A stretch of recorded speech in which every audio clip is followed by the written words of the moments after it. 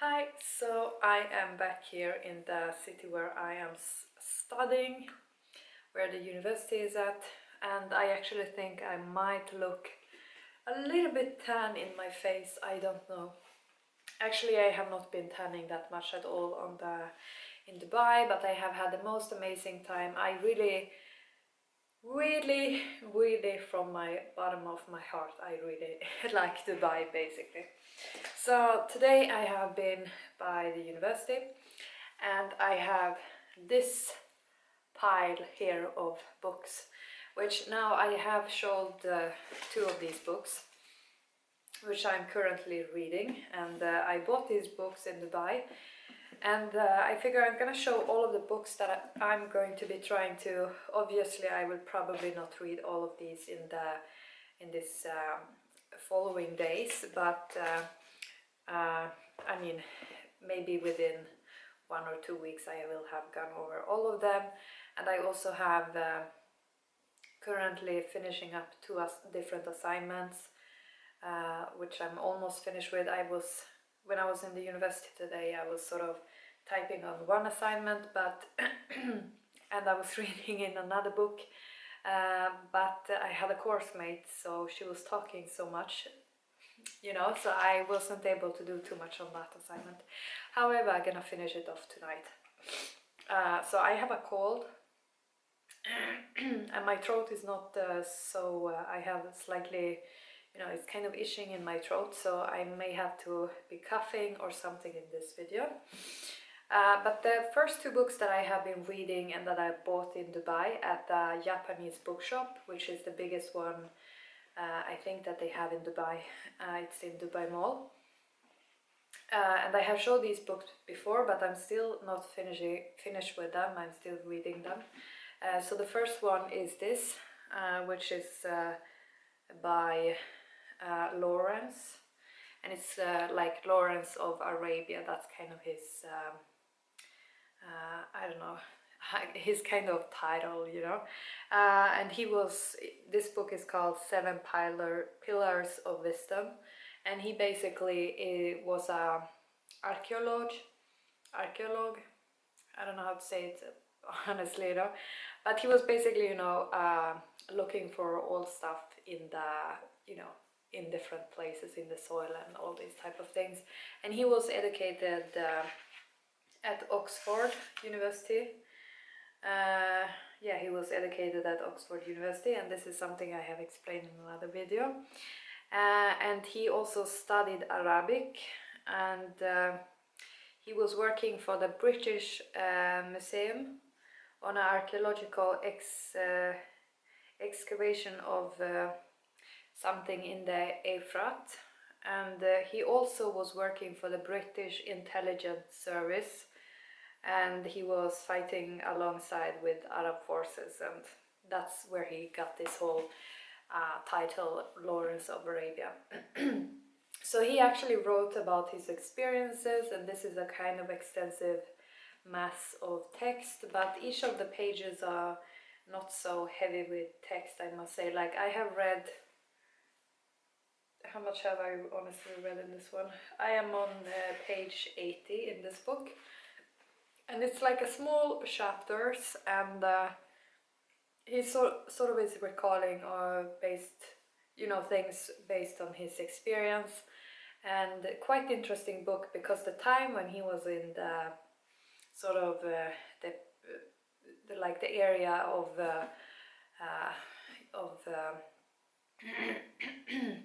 of Arabic places, I think it was around the First World War. So that is a very significant period in the timing of history. There was a lot of things happening that has sort of shaped so many things that we see today even.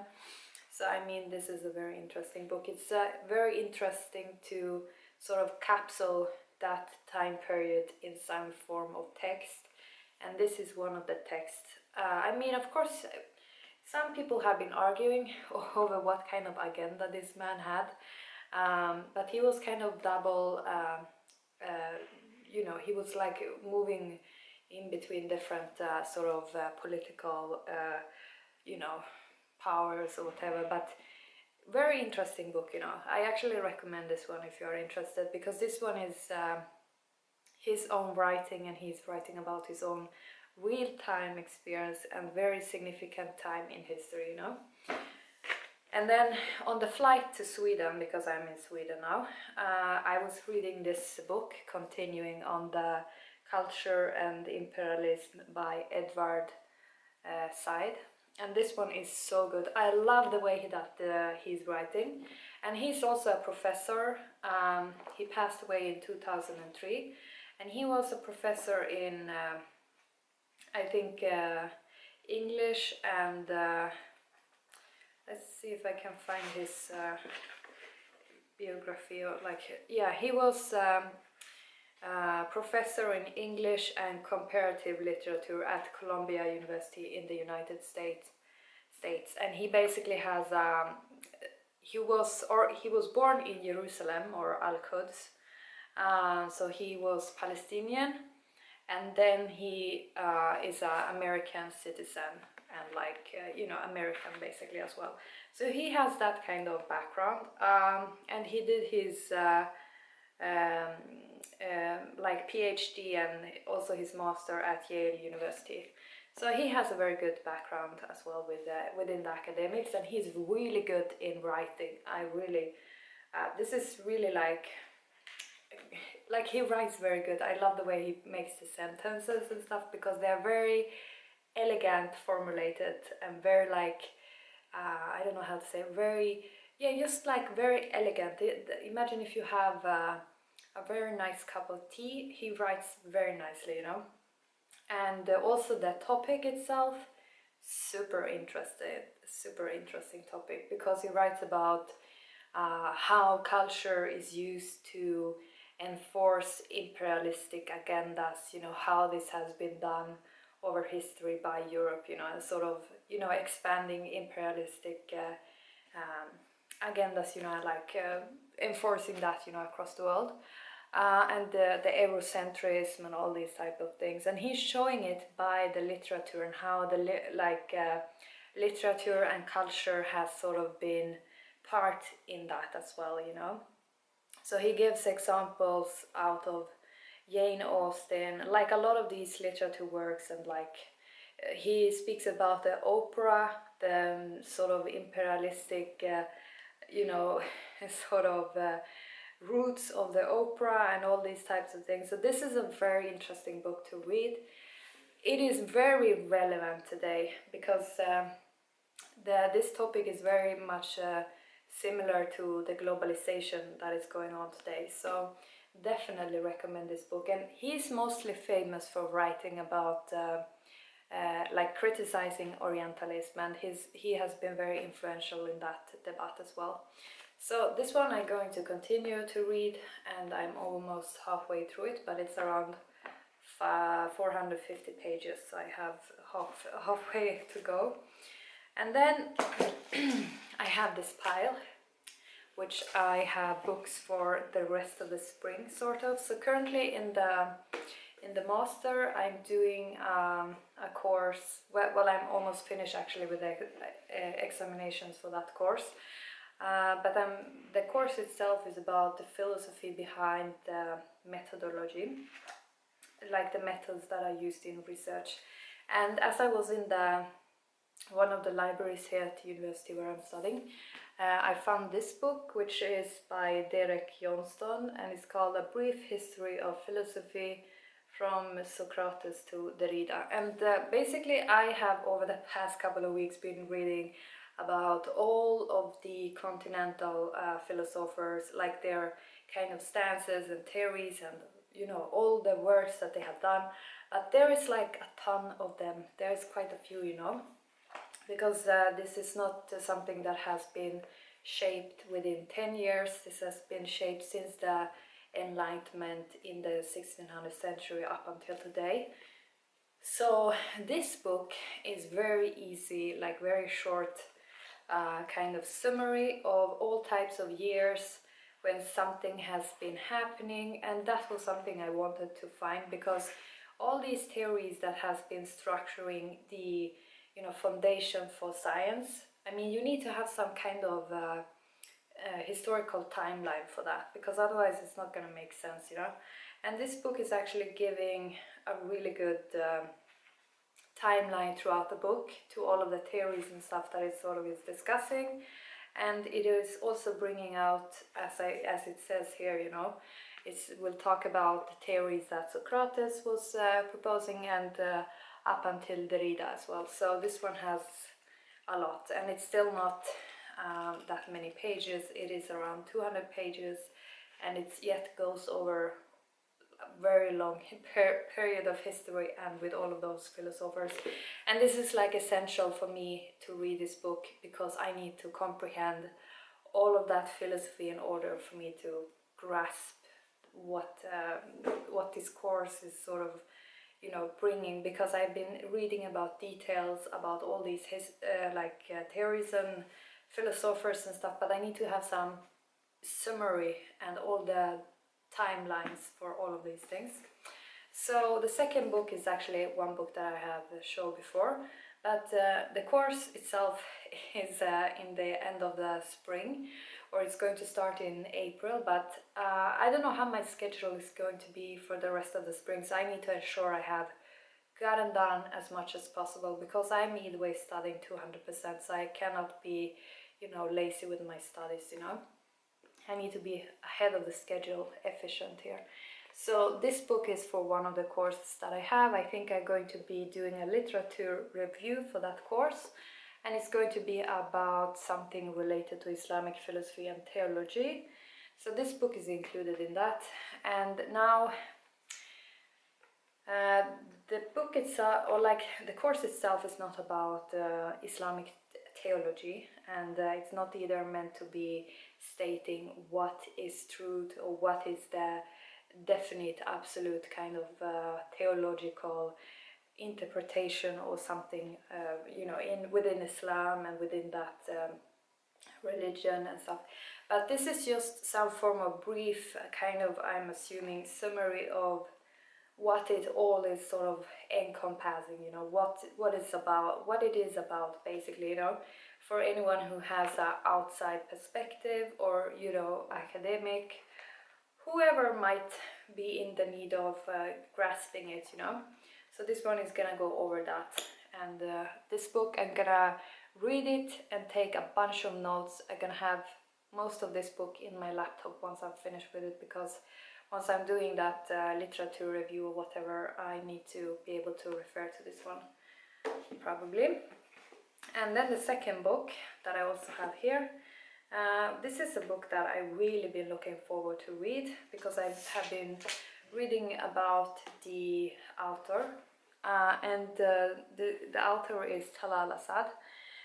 So I have been reading about secularization in January, but now I have not, like, I have read about religion from a secular perspective, you know, and why secularization, you know, has been adopted with connection to religion. But I have not been sort of reading on the reasons for secularization itself, you know, like how secularization itself was formed, because you have to think the most important thing with secularization is to understand secularization itself, and not just try and sort of argue for secularization based on some religious problems or whatever, you know. Instead, you have to understand secularization, and then you can sort of adapt it to something else in comparison. And this book is probably gonna give more like a critical thinking paradigm, you know, like this book will probably take a more,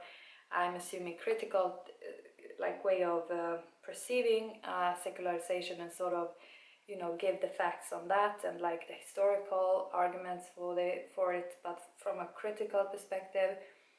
And therefore this book is very good for me to read.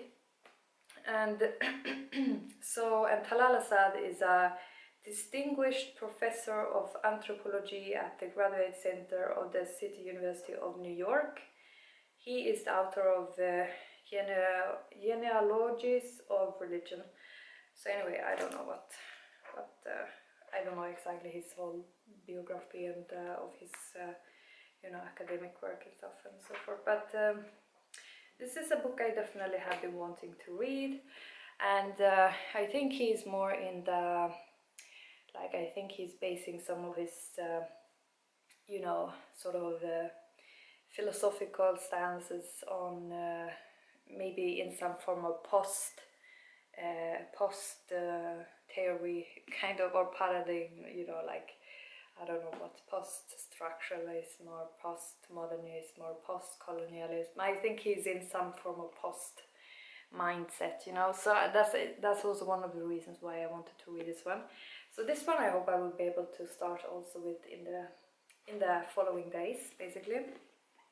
And then I have this book, which is for another course that I have in the like end of the spring, but I'm going to also read through this one and take a bunch of notes. And this one is by James Lane, and it's called Meta Religion, Religion and Power in World History. And let's see what it says here. So James Lane, let's see here. He's a professor of religious studies at some university, Macalester College. I don't know what that university or college, whatever is. But this one book itself is published by the University of California Press. So this is just something I need to read because it's part of in some course. But actually kind of interesting topic, power and religion. So that it will be interesting to read this book, you know, but I cannot say anything else about it because I don't. I actually think I can have a look here in the sort of index or whatever, you know. So yeah, it will go over from 300 BC up until the modern world.